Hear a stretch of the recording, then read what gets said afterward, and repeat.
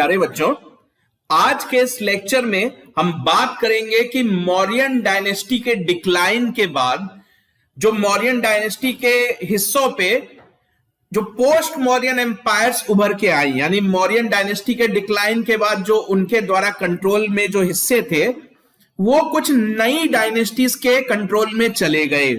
तो ऐसी ही दो प्रोमिनेंट डायनेस्टीज हुई, सूंग डायनेस्टी और कण्व डायनेस्टी। तो इस वीडियो में हम इन्हीं दो डायनेस्टीज के बारे में स्टडी करने जा रहे हैं। तो पहले हम जान लेते हैं कि जिस वक्त मौर्यन एम्पायर डिक्लाइन कर रही थी उस वक्त इंडिया की पॉलिटिकल कंडीशन क्या थी।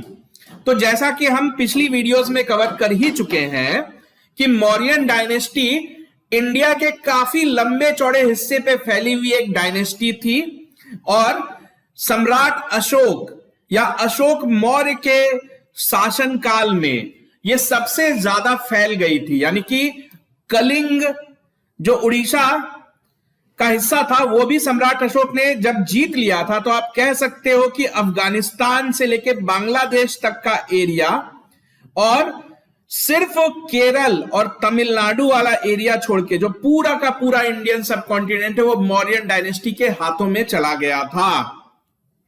खैर, सम्राट अशोक की डेथ हो गई 232 बीसी में। इसके बाद माहौल बदल गया, जो मौर्यन डायनेस्टी है वो डिक्लाइन करने लगी और सम्राट अशोक के मरने के 50 सालों के अंदर अंदर जो मौर्यन डायनेस्टी है ये पूरी तरीके से खत्म हो गई। तो हम यही पढ़ने वाले हैं कि मौर्यन डायनेस्टी के खत्म होने के बाद क्या हुआ, भारत की इस इतनी बड़ी धरती पे फिर किसका कब्जा हुआ। तो हम यही सीखेंगे इस वीडियो में। तो मौर्यन जो राजा वगैरह थे ये बुद्धिस्ट धर्म के फॉलोअर थे और जब अशोक मौर्य का राज था तो तब तक तो सब कुछ ठीक था क्योंकि सब धर्मों को बराबर से ट्रीटमेंट दी जाती थी। लेकिन अशोक मौर्य के बाद जो लोग राजा बने उन्होंने वैदिक धर्म और ब्राह्मण धर्म को, कह लो कि सनातन धर्म या हिंदू धर्म को नेग्लेक्ट करना स्टार्ट कर दिया और जो राज धर्म था, जो राजाओं का धर्म था, बौद्ध धर्म, उसको उसके प्रचार प्रसार में लग गए। तो ये जो बात थी ये ब्राह्मणों को और वैदिक धर्म फॉलो करने वाले लोगों को चुभने लगी कि बौद्ध धर्म को बढ़ाया जा रहा है, उसका प्रचार प्रसार किया जा रहा है, जबकि वैदिक धर्म को कहीं नेग्लेक्ट किया जा रहा है। तो ऐसे में जो ब्राह्मणों के बीच गुस्सा पनपने लगा। किस बात का गुस्सा पनपने लगा कि मौर्यन डायनेस्टी वालों को हटाओ, क्योंकि मौर्यन डायनेस्टी वाले बुद्ध धर्म को फॉलो करते हैं। तो ऐसे में ही पुष्यमित्र सूंग नाम का एक ब्राह्मण आर्मी चीफ हुआ करता था, उसने अपने राजा बृहद्रथ मौर्य के खिलाफ रिवोल्ट कर दिया। तो बृहद्रथ मौर्य कौन था? तो ये मौर्य डायनेस्टी का आखिरी राजा साबित हुआ। आखिरी राजा साबित हुआ। क्यों साबित हुआ? क्योंकि इसी पुष्यमित्र सूंग नाम के मिलिट्री जनरल ने इसको मार दिया। तो पुष्यमित्र सूंग कौन था? तो धर्म से वो एक ब्राह्मण था। बृहद्रथ मौर्य कौन था? तो धर्म से वो बौद्ध धर्म को मानने वाला था और मौर्य डायनेस्टी का आखिरी राजा भी साबित हुआ ये। तो क्या हुआ कि एक बार मिलिट्री परेड चल रही थी, तो इसी मिलिट्री परेड में बृहद्रथ, क्योंकि बृहद्रथ राजा था, तो राजा को बुलाया गया कि आओ भाई आप मिलिट्री परेड के दर्शन करो, मिलिट्री से मिलो। तो मिलिट्री परेड चल रही थी, तो सेनापति था पुष्यमित्र सूंग। तो पुष्यमित्र सूंग बृहद्रथ को मारना चाहता है, तो उसको मौका मिल गया। तो इसी मिलिट्री परेड के दौरान उसने अपने राजा को पीछे से मार दिया। राजा को मार दिया। किसको मार दिया? बृहद्रथ को मार दिया। किसने मार दिया? पुष्यमित्र सूंग ने मार दिया। तो जब बृहद्रथ को मार दिया तो मौर्य डायनेस्टी अचानक से खत्म हो गई। तो यह घटना हुई थी 185 बीसी में। तो हिस्टोरियंस का मानना है कि इसकी दो वजह हो सकती हैं। पुष्यमित्र सूंग ने क्यों मारा अपने राजा को, इसकी दो वजह हो सकती है। पहली वजह जो हिस्टोरियंस बताते हैं कि एक इंटरनल रिवोल्ट था, इंटरनल पॉलिटिक्स का नतीजा था कि बृहद्रथ एक कमजोर राजा था, तो ये एक इंटरनल रिवोल्ट था। कुछ हिस्टोरियंस इसको धर्म से जोड़ के देखते हैं। कुछ हिस्टोरियंस का मानना है कि ब्राह्मणों ने एक तरह से रिवोल्ट कर दिया था मौर्य राजाओं के खिलाफ, क्योंकि मौर्य राजा बौद्ध धर्म को मानते थे और ब्राह्मण धर्म को पीछे धकेलते चले जा रहे थे, नेग्लेक्ट करते चले जा रहे थे। तो खैर जो भी हो, तो मौर्य डायनेस्टी खत्म हो गई। कब हो गई? 185 बीसी में खत्म हो गई। किसने खत्म कर दिया? पुष्यमित्र शुंग ने खत्म कर दिया। कैसे खत्म कर दिया? आखिरी राजा बृहद्रथ को मार दिया। तो पुष्यमित्र शुंग अब मगध का राजा बन गया और उसने अपना कैपिटल पाटलिपुत्र को ही बनाए रखा। तो आइए कुछ बातें पुष्यमित्र शुंग के बारे में भी जान लेते हैं। तो पुष्यमित्र शुंग से पहले हमको बृहद्रथ मौर्य के बारे में, हमने तो ये देख ही लिया कि बृहद्रथ मौर्य जो है आखिरी मौर्य राजा साबित हुआ और ये काफी वीक रूलर था। तो पुष्यमित्र शुंग इसी बृहद्रथ मौर्य के अंडर काम करने वाला एक मिलिट्री जनरल था। साथ ही साथ ये विदिशा और उज्जैन का गवर्नर भी था। तो पुष्यमित्र शुंग एक ताकतवर व्यक्ति था। राजा था बृहद्रथ मौर्य, इसका राजा था बृहद्रथ मौर्य, और यह सेनापति होने के साथ ही साथ विदिशा और उज्जैन का गवर्नर भी था। तो इसी ने एक दिन राजा को बुलाया कि मिलिट्री परेड देखने के लिए आप आइए, और उसी परेड के दौरान अपने ही राजा को मार दिया। तो इस प्रकार राजा बृहद्रथ मौर्य के मरते ही 185 बीसी में शुंग डायनेस्टी की स्थापना हो जाती है। पुष्यमित्र शुंग के नाम से ही शुंग डायनेस्टी लिया गया है, शुंग। तो पुष्यमित्र शुंग खुद तो पाटलिपुत्र में राजा बन के बैठ गया, पाटलिपुत्र उसकी राजधानी थी। उसने अपने बेटे अग्निमित्र को विदिशा का गवर्नर बना दिया, क्योंकि पहले वो विदिशा और उज्जैन का गवर्नर था ना, तो अब उसको कौन संभालेगा? तो इसका अपना बेटा अग्निमित्र संभालेगा। तो पुष्यमित्र शुंग एक धर्म के हिसाब से देखा जाए तो एक ब्राह्मण था, जिसको बोलते हैं ब्राह्मण धर्म के प्रति समर्पित था वो। और उसका ऐसा मानना था कि उसको बौद्ध धर्म से लड़ाई लड़नी है, क्योंकि मौर्य डायनेस्टी वालों ने बौद्ध धर्म को चारों तरफ फैलाया था, जिससे कि ब्राह्मण धर्म का प्रचार प्रसार रुक गया था। तो अब पुष्यमित्र शुंग को मौका मिला है राजा बनने का, तो वो उसका यही मानना था कि बौद्ध धर्म से मुझे लड़ना पड़ेगा, क्योंकि बौद्ध धर्म की वजह से मेरा अपना जो ब्राह्मण धर्म है उसकी पकड़ भारत पे कमजोर होती चली जा रही है। ठीक है, तो ये पुष्यमित्र शुंग की फिलॉसफी है, उसका ऐसा सोचना था। तो पुष्यमित्र ने पाटलिपुत्र को अपनी राजधानी बनाया था, लेकिन इसके जो बेटे थे उन्होंने विदिशा को बाद में अपनी राजधानी बनाया। यानी पुष्यमित्र शुंग जब तक जीवित रहा तब तक तो शुंग डायनेस्टी की राजधानी पाटलिपुत्र थी, लेकिन उसके बाद की राजधानी शिफ्ट होकर विदिशा चली गई। क्यों चली गई? क्योंकि इनकी जो पॉलिटिकल करियर है वो उज्जैन और विदिशा से ही स्टार्ट हुई थी। ये जो शुंग फैमिली वाले हैं ये सब मध्य प्रदेश में पैदा हुए थे, इसलिए इनका ज्यादा लगाव वहीं पे था। तो बात करते हैं पुष्यमित्र शुंग की। तो इसने कसम खा ली थी कि मैं बौद्ध धर्म को बढ़ने से रोकूंगा। तो इसके लिए ये क्या करता था? ये दूर दूर तक जाता था और बौद्ध स्तूप को तोड़ता था, बौद्ध मठों को तोड़ देता था।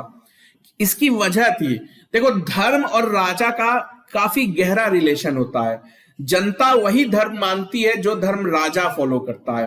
तो अगर जनता बौद्ध धर्म मानेगी और राजा ब्राह्मण धर्म मानेगा तो राजा के लिए खतरा है ना, इसीलिए ये सब किया जाता था। इसमें कोई ऐसा नहीं है कि धर्म से ही दुश्मनी है, हर राजा चाहता है कि जनता वही धर्म फॉलो करे जो उस राजा का धर्म है। तो खैर जो भी है, तो पुष्यमित्र शुंग के बारे में ऐसा कहा जाता है कि इसने कई सारे स्तूप्स को तोड़ा, यहां तक कि सांची स्तूप को भी नुकसान पहुंचाया इसने, पुष्यमित्र शुंग ने। बाद में जाके इसका हृदय परिवर्तन हो गया, बौद्ध धर्म के प्रति इसके दिल में जो नफरत भरी थी वो बाद में खत्म हो गई, और इसने बाद में बहरूत में एक स्तूप बनवाया। तो बहरूत कहां है? तो सतना जिले में है, सतना मध्य प्रदेश। तो आप याद रखो कि ये शुंग डायनेस्टी वाले पूरी तरीके से मध्य प्रदेश वाले एरिया में एक्टिव थे।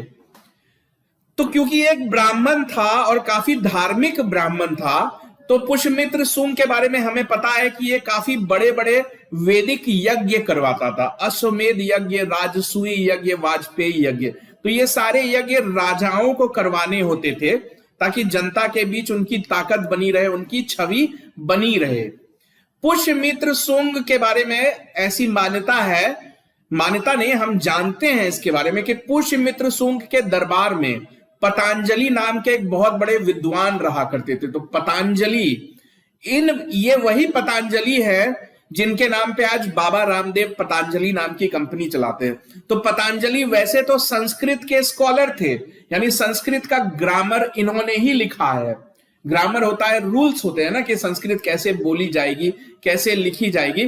तो ये वही पतंजलि हैं जिन्होंने संस्कृत के ग्रामर को लिखा। साथ ही जो योग आप करते हो, योग, तंदुरुस्ती, आयुर्वेद, उसमें भी काफी कंट्रीब्यूशन है पतंजलि का, इसलिए बाबा रामदेव की कंपनी पतंजलि के नाम पे चलती है।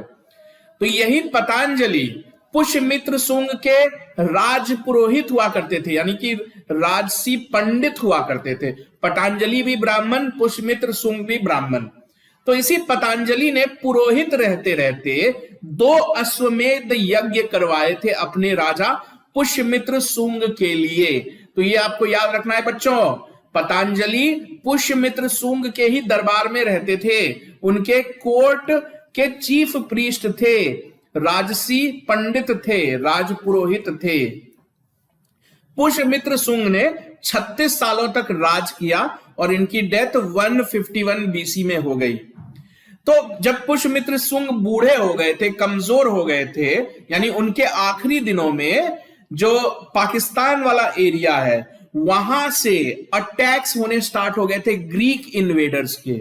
अब इन ग्रीक्स की कहानी क्या है, जब मौर्य डायनेस्टी चल रही थी तो ग्रीक और मौर्य के बीच दोस्ती थी, रिश्तेदारी थी। यहां तक कि जो चंद्रगुप्त मौर्य है, चंद्रगुप्त मौर्य ने शादी की थी एक ग्रीक प्रिंसेस थे, उनकी एक पत्नी ग्रीस की थी। तो ग्रीक और मौर्यों के संबंध तो बहुत अच्छे थे दोनों। ग्रीक ने कभी भी मौर्य डायनेस्टी के रहते रहते इंडिया पे अटैक करने की नहीं सोची, लेकिन अब मौर्य डायनेस्टी तो खत्म हो चुकी थी, तो अब ग्रीक लोगों ने वापस से अटैक करना स्टार्ट कर दिया था भारत की धरती पे। ये कब हुआ, जब पुष्यमित्र शुंग बूढ़ा हो चला था, कमजोर हो गया था। तो ऐसे ही एक ग्रीक राजा डिमिट्रियस का जिक्र हमको मिलता है। तो ये डिमिट्रियस रहता था, समझ लो, अफगानिस्तान और ईरान वाले एरिया में। तो अब इसने देखा कि जो मगध का राजा है वो तो बूढ़ा हो गया, कमजोर हो गया, तो ये अटैक करने लग गया। लेकिन पुष्यमित्र शुंग बूढ़ा भी हो गया था, तो इतना कमजोर नहीं हुआ था कि इसको हरा ना पाए। तो पुष्यमित्र शुंग ने डिमिट्रियस को भारत से बाहर खदेड़ दिया, उसको कब्जा नहीं करने दिया इंडिया पे। तो अगला अटैक जो हुआ वो डिमिट्रियस के ही दामाद मिनांडर ने किया, यानी कि अटैक्स चालू हो गए थे। एक बार खदेड़ के भगा दिया, इसका यह मतलब नहीं है कि ग्रीक्स वापस लौट के आएंगे ही नहीं, वो बार बार कोशिश करते रहे। तो अगला अटैक डिमिट्रियस के दामाद मिनांडर ने किया। तो मिनांडर बढ़ने लगा पाटलिपुत्र की तरफ। पाटलिपुत्र क्या है, तो शुंग डायनेस्टी की राजधानी है, पुष्यमित्र वहीं रहता है। तो पुष्यमित्र से लड़ने के लिए मिनांडर पाटलिपुत्र की तरफ बढ़ने लगा। तो पुष्यमित्र खुद तो बूढ़ा हो गया था, तो इसने अपने पोते वासुमित्र को भेजा, क्योंकि ये वासुमित्र इसके फादर थे अग्निमित्र। तो इसके फादर अग्निमित्र पुष्यमित्र के बेटे थे। तो अग्निमित्र तो उज्जैन और विदिशा में रहता था ना, लेकिन पोता वासुमित्र पाटलिपुत्र में ही रहता था दादा पुष्यमित्र के साथ।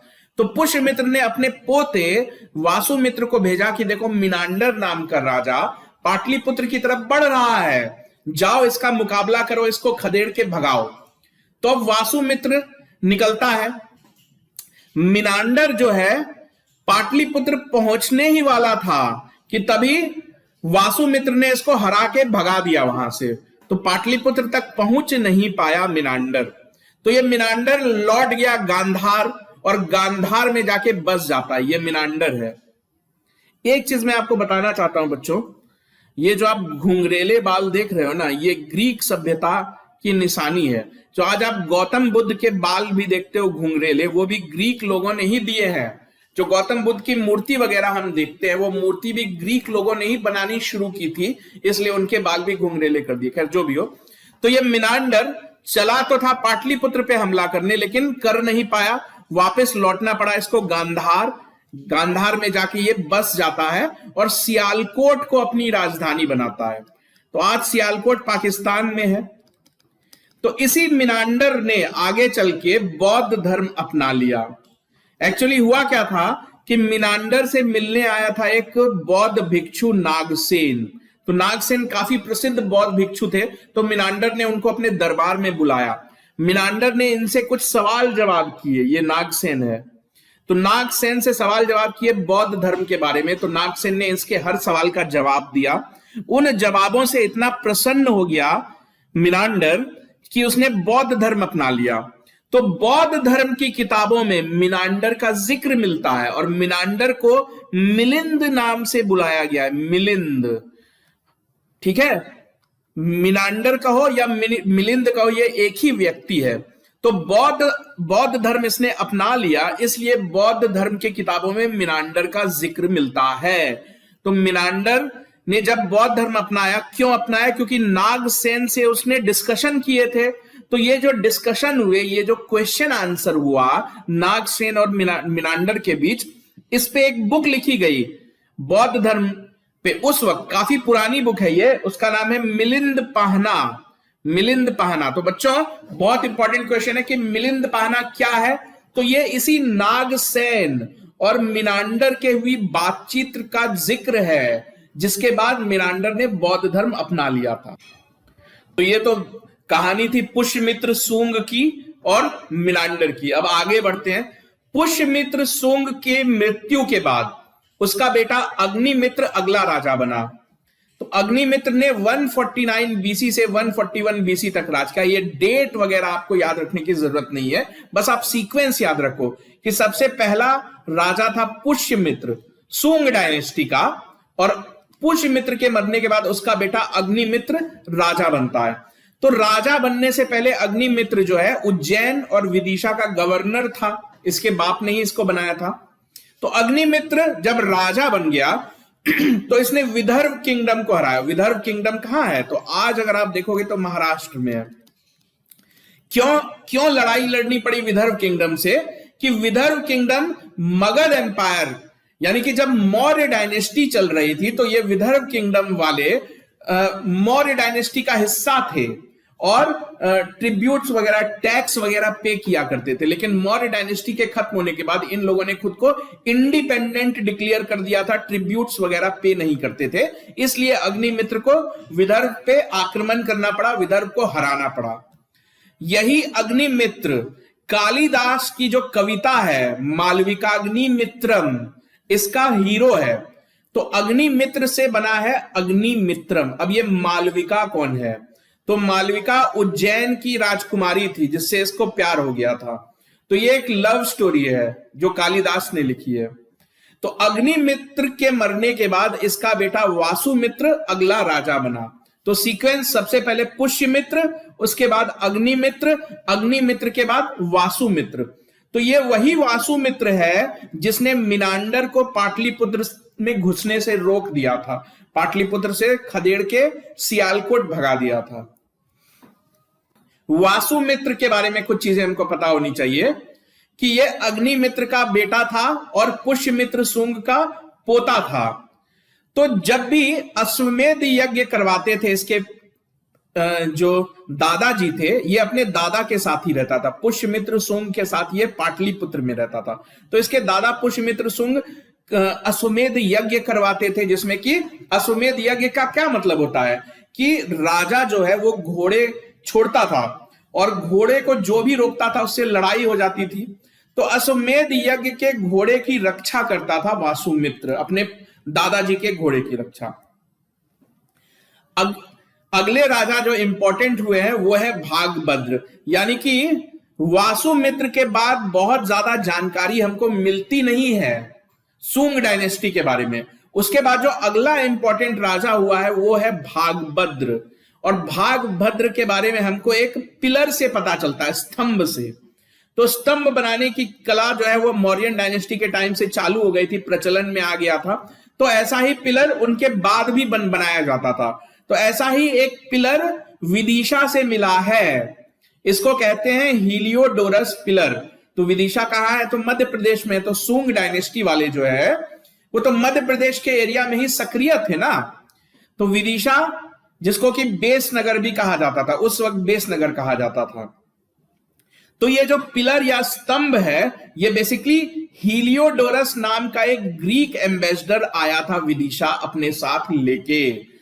तो इस पिलर में भगवान विष्णु की प्रतिमा बनी हुई है, ऊपर एक गरुड़ की मूर्ति बनी हुई थी, और ये गॉड वासुदेव यानी भगवान वासुदेव, जो कि भगवान विष्णु का ही दूसरा नाम है, उसको समर्पित था ये पिलर। तो इस पिलर के बारे में बच्चों आप याद रखोगे कि हीलियोडोरस नाम का एक ग्रीक एम्बेसडर जब भागभद्र से मिलने विदिशा आया था तो अपने साथ ये पिलर लेके आया था, और ये पिलर उसने राजा को गिफ्ट किया।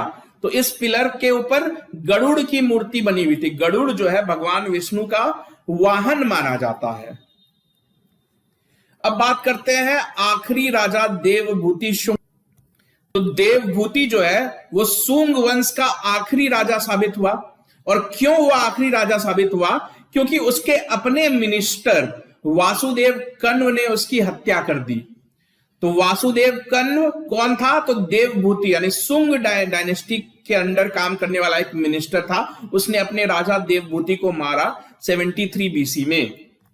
तो वासुदेव कण्व ने जब देवभूति को मार दिया, इसका मतलब है कि सुंग डायनेस्टी खत्म हो गई और एक नई डायनेस्टी शुरू हो गई।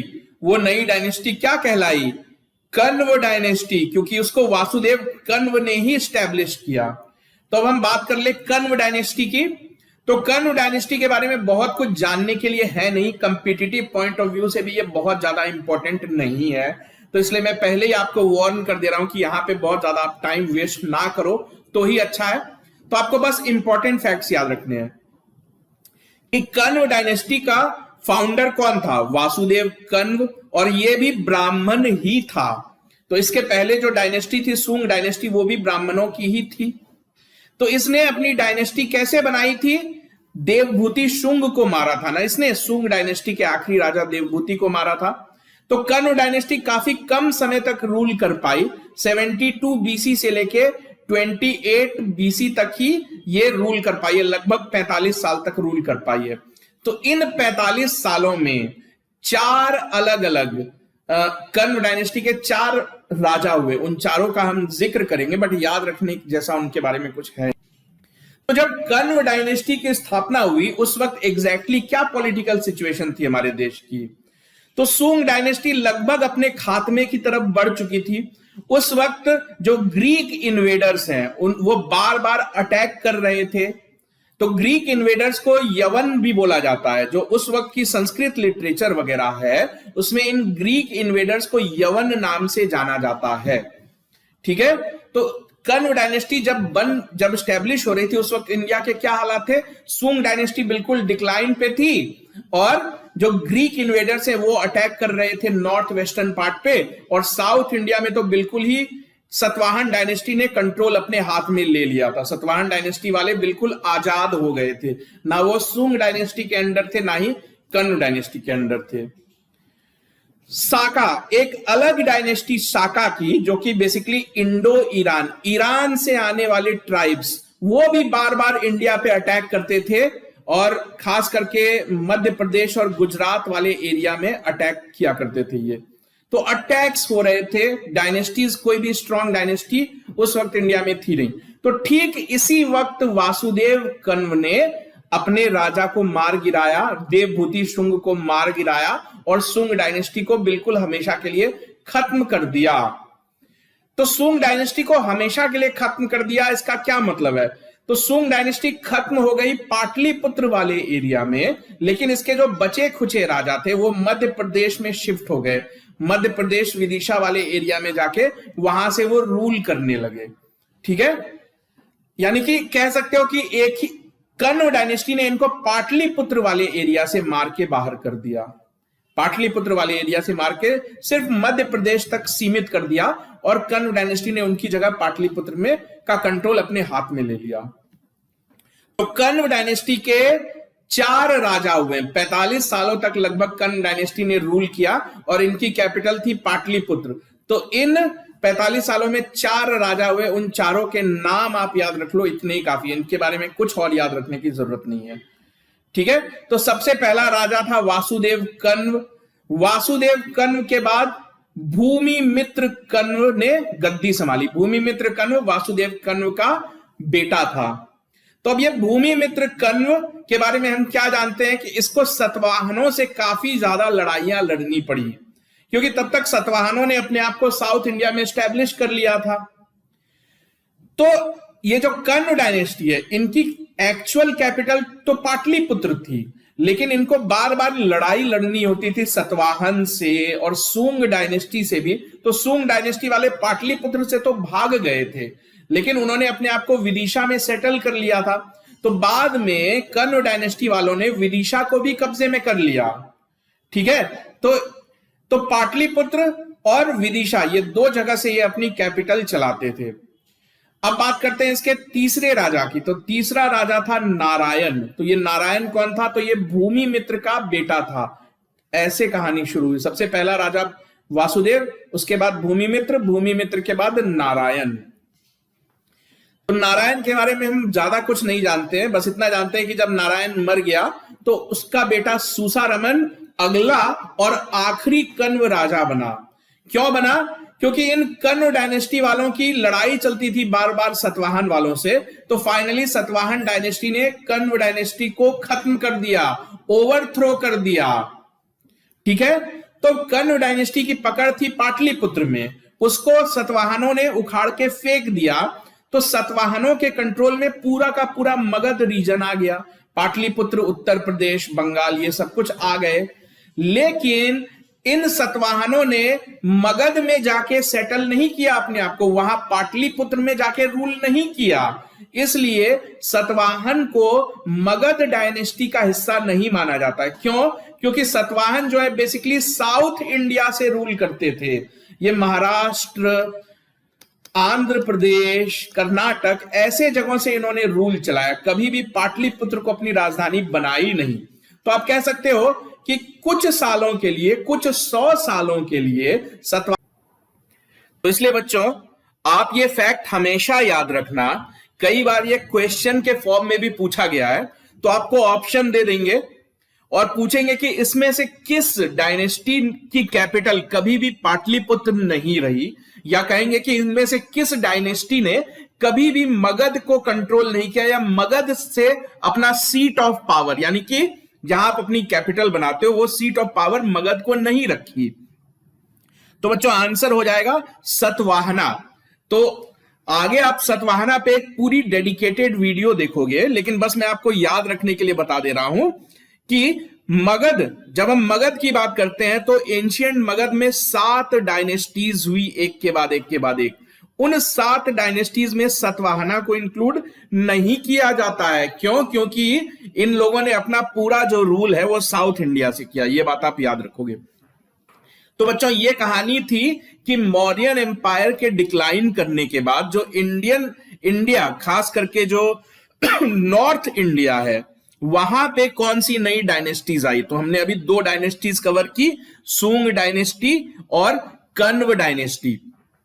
अब बच्चों बात क्या है कि मगध एम्पायर के डिक्लाइन होने के बाद, या कहो कि मौर्यन एम्पायर के डिक्लाइन होने के बाद, ना सिर्फ इंडियन बल्कि कुछ फॉरेन पावर्स ने भी इंडियन टेरिटरीज को कंट्रोल किया। खास करके आज का जो पाकिस्तान का एरिया है, या आज का जो आप कह लो कि गांधार महाजनपद हुआ करता था उस वक्त का, पाकिस्तान, अफगानिस्तान, ईरान का जो बॉर्डर लगता है, उन सब एरियाज पे फॉरेन पावर्स का अटैक होना स्टार्ट हो गया।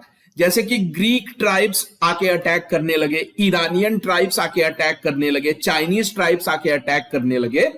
तो आगे हमने देखा कि मौर्यन एम्पायर के डिक्लाइन करने के बाद कुछ सालों के लिए खास करके नॉर्थ वेस्टर्न इंडिया पे फॉरेन किंगडम स्टैब्लिश हो गई, इंडो ग्रीक किंगडम।